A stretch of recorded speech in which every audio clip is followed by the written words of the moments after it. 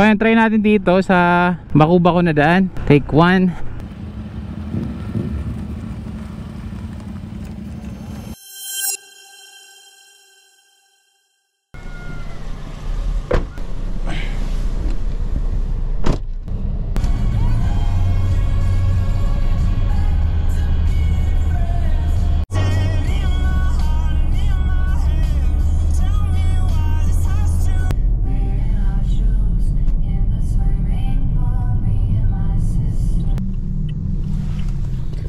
What is up mga men? So ayun, nakita nyo naman, bumiyahe tayo. Nandito tayo ngayon sa SEC Moto Supply Caloocan. May nakita kasi akong spoke wheels na available dito sa SEC. Gusto kong i-check kung okay ba siya. Specific siya for ADV 160. Ayan, para magawa ko na yung concept ko. Tama kasi sa plan ko yung spoke wheels, yung rims, rayos, ayun. Para magawa ko yung parang rugged concept ko sa ADV 160 mga men. Kaya ayan, for today's video, papakita ko sa inyo. Baka kumuha tayo ng spoke wheels ng ADV 160. So ayan, makikita nyo mga men. Ayan, nandito na yung wheels natin. Binaklas ko na yung kagabi. Ililipat lang yung tires. Ayan. Yung tires kasi okay pa naman eh. Hindi ko na muna papalitan. Bale, yung mugs lang tsaka yung spoke wheels. So yun, check natin sa loob mga buddy.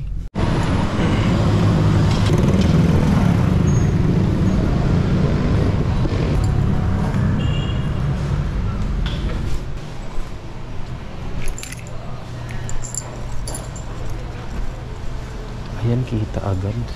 Hindi. 18 PCX. Sir, pang ADV? Ito sir, mga pang ADV. Okay. Yun. Oh, baka yun yung version 1. Ito version 2? Yung ganito. Yung ganito na yung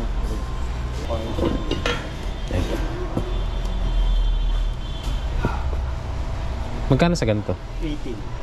18 dito, no? Meron ba kayo nung black na ano? Rayos? May nakita ako sa inyo dito eh. Rayos. Meron yung dilaw. Dati ito, black siya, tas dilaw yung rayos. 18. Kasi lang sa naman, ganyan kulay, silver. Hanggang anong oras kayo dito? 6. 6 pa. Sa version 1? Oo, ayaw nila may iba. Ayaw nila yung ganito. Gusto nila yung sabot ng parang kaya yan ginawa. Oo nga, no? Pero parehas din 18, no? Oo, parehas lang naman yung 18. Eto, likod to? Likod. Tapos yung front niya? Ayun. Tubeless na din, no? Tubeless. Yung sa ABS. Sige sir, may check lang ako. Mas maligan ko.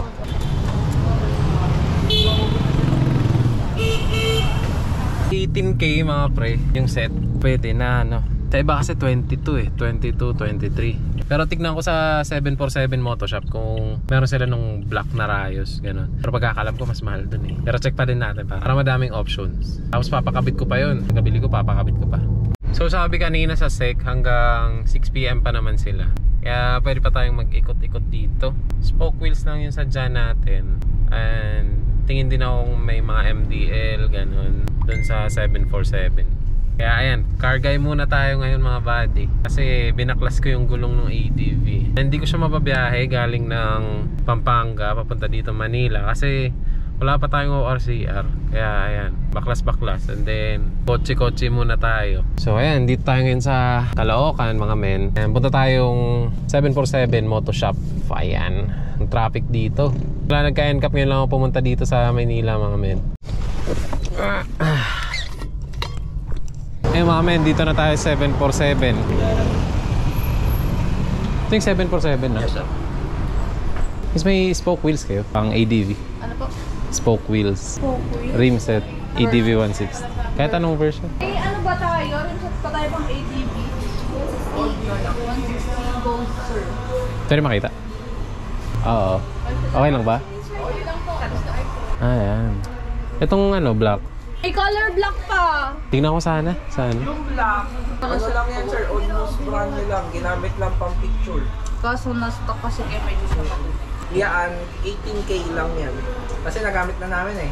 22 yung price talaga ng ano. 18 pero display. May gas-gas. Picture. Kasi may gas-gas, no?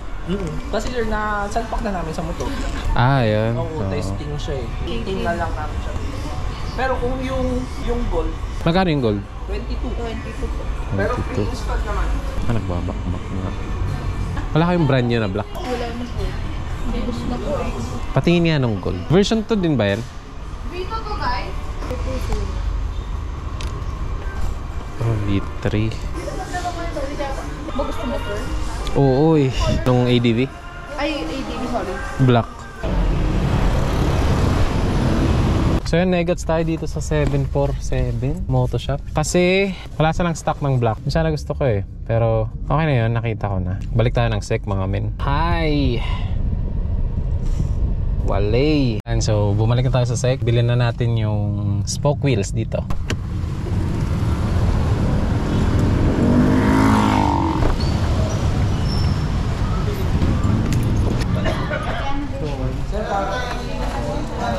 Yes, sir. Wala bang bawas pag display?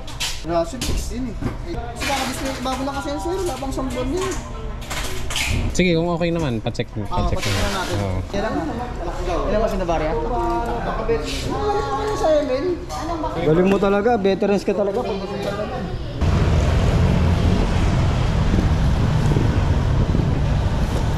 Thank you.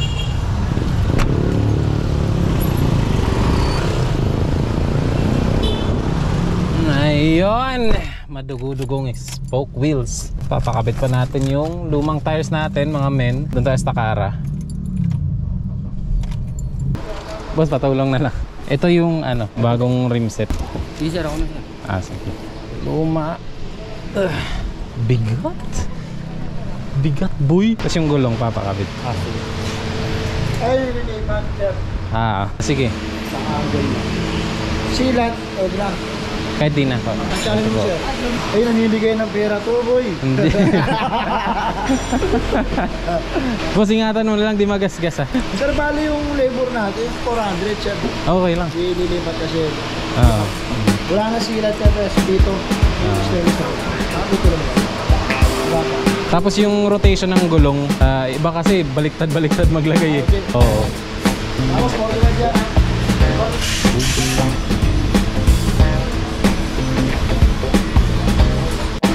May mga doon pang number. Ano po? 600.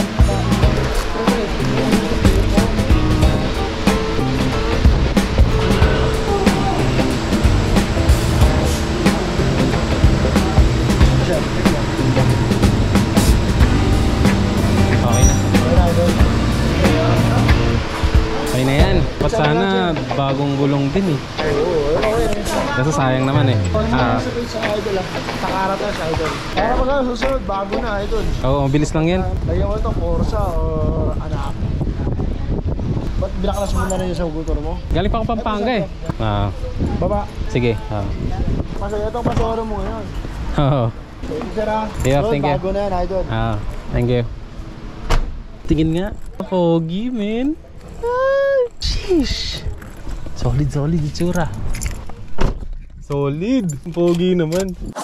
Alright, kapit na natin yung ABS sensor. So plug and play lang to mga men. So saktong-sakto yan lahat. Tsaka yung yan, lapat na lapat. Bago ko ikabit tong sensor and disc brake, higpitan ko muna tong lahat ng rayos and na may tamang higpit ng torque para pantay-pantay lahat.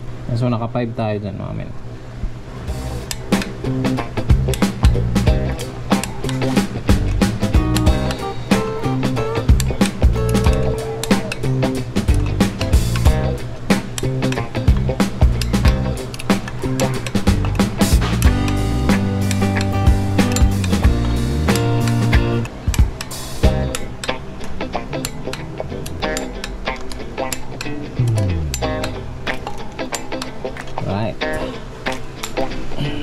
Kabila naman. Yung iba sobrang luwag talaga mga men. So kailangan din talaga ng pantay-pantay.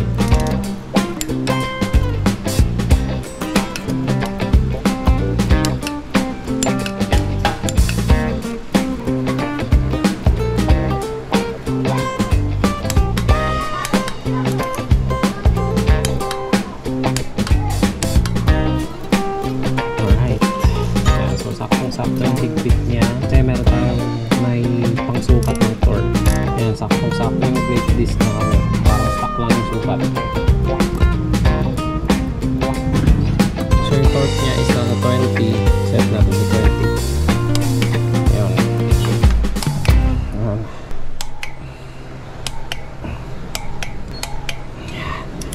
Alright, kabit na natin yung ehe.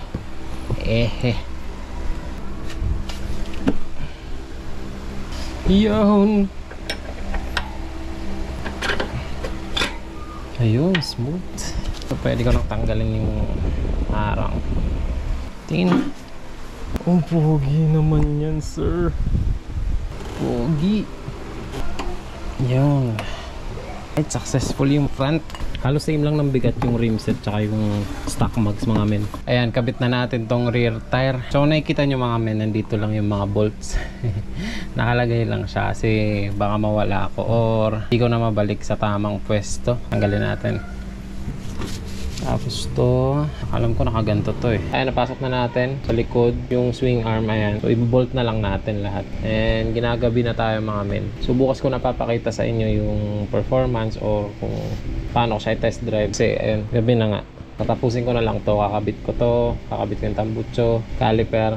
Ayan. So ayun mga buddy, kagabi kala ko matatapos ko na yung pagkabit ng rim set sa ADV 160. Kaso hindi kasya yung brake caliper. Sumasayad yung rear disc brake dun sa bracket ng caliper. Kaya ito yung ginawa ko. Ayan, pinamachine shop ko siya. Pinabawasan ko dito. Yung stock nito nakaumbok to, yung lagayan ng bolt. So ayan, pinakat ko siya. Pinasagad ko siya nang hindi na siya sumayad. Kasi kagabi, trinay ko ibalik yung stock na mag. Okay naman, gumagalaw yung gulong. Pero pag yung rim set na yung nakakabit, eh sumasayad talaga yung bracket. Hindi na naiikot yung gulong. Pag hinihigpitan ko yung bolt sa rims, ayan, hindi siya plug and play talaga. Kailangan yung i-modify ata yung bracket. Or dito lang sa mags ko, baka medyo defective siya ng konti dun sa disc brake. Medyo nakaangat ata siya, kaya sumasayad siya dun sa bracket. Pero ayan, kakabit ko na ulit ngayon. Pakita ko sa inyo.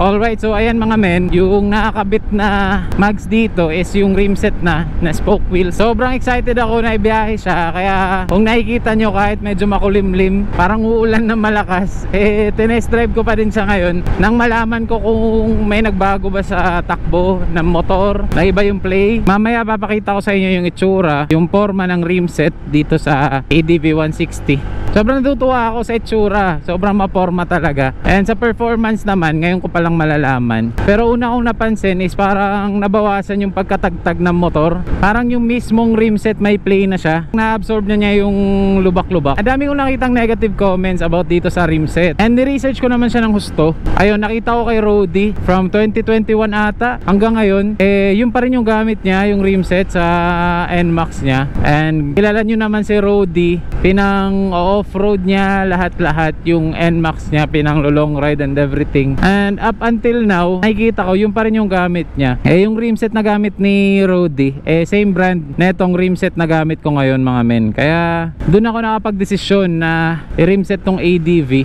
Anyways, ayan mga men, takbo ng motor, mas naging okay sa lubak. Mas dama ko yung mga bako-bako pag naka-mags, stock mags, kesa dito sa rim set.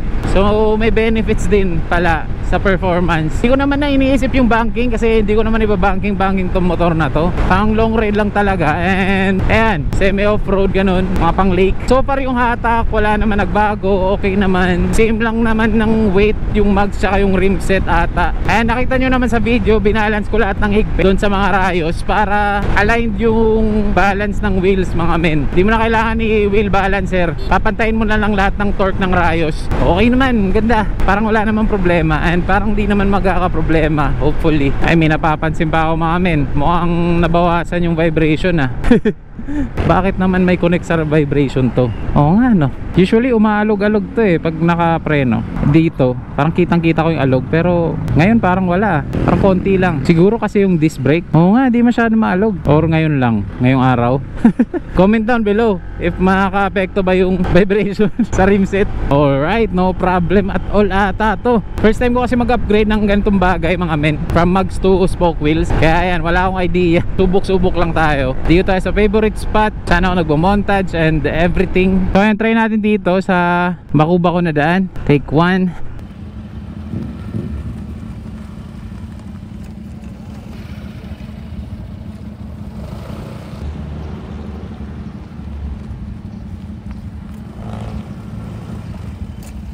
Okay naman yung play. Ayun, ganda. So ayun, nakaupo lang tayo.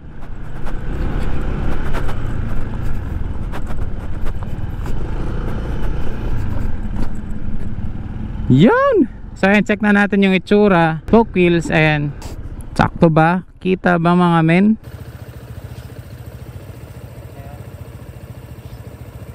So ayan mga pre, yan na itsura ng spoke wheels natin. Check natin if may nagka-something kanina sa lubak. Feeling ko wala naman. Okay lang talaga ako. Hirap kasi mag-overthink. Ayan, dito sa likod. Alright. So ito yung sinasabi ko sa inyo na binawasan.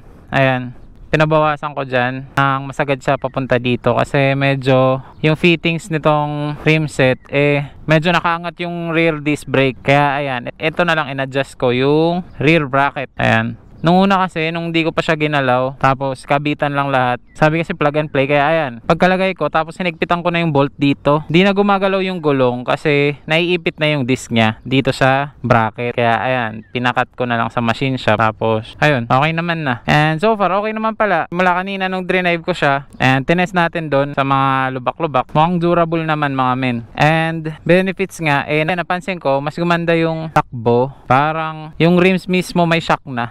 Alam nyo yun, yung feeling, malambot siya. Akala ko nga kanina medyo kulang ng hangin yung gulong. Ayan, chinek ko, okay naman. Nasa tamang PSI naman yung gulong. Kung sa forma lang naman, wala na akong reklamo, sobrang bagay niya. Ayan, adventure na adventure, tignan. Yan yung concept natin for now. Di pa to tapos, papalit pa ako ng levers. And ayan, naka pro taper na tayo. Pro taper na handlebar. Medyo mas malapad to compare sa stock and mas mataas, so mas relax yan. Plug and play lang din yan mga men. Tapos nagpalit tayo ng brake hose kasi maikli yung brake hose, yung stock brake hose ng ADV 160. Pwede na pero medyo kulang pa yan mga men kasi maglalagay pa ako ng MDL, upgrade pa ako ng busina, ano pa ba. So far yun pa lang, pero ang pogi na mga men, no? Baka magpalit ako ng tambucho and baka paramap ko din. Kahit ano lang matripan ko dito kay ADV. Actually mga men, na-impress ako kay ADV.